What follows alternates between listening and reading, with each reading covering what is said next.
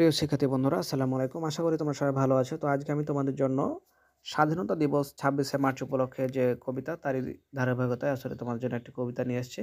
তো দেখতে পাচ্ছ কবিতার নাম হচ্ছে ২৬শে মার্চ। এটি লিখেছে স্বপন শর্মা। তো চলো যাই শুরু করি।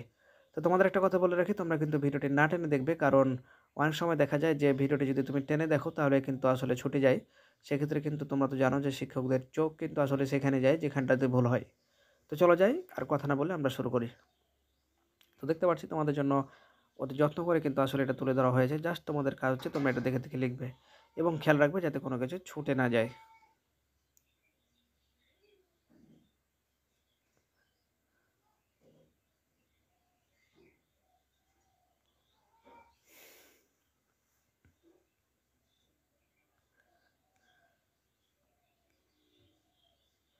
সুন্দর করে আমরা এটা লিখব যাতে কোনো সমস্যা না হয়, এবং আমরা কিন্তু কবিতা আবৃত্তির নিয়ম অনুসারে কিন্তু আসলে এটা আবৃত্তি করব। তো প্রিয় শিক্ষার্থী, আমরা কিন্তু ক্লাস 1 থেকে শুরু করে ক্লাস 10 পর্যন্ত কিন্তু আমরা সকল ক্লাসের কিন্তু আমরা সমাধান অলরেডি আপলোড দিতে শুরু করেছি। তোমরা চাইলে কিন্তু এই চ্যানেলের ভিতরে যেয়ে তোমরা দেখে আসতে পারো। তো ভালো থেকো, দেখা হবে পরবর্তীতে। আল্লাহ হাফেজ।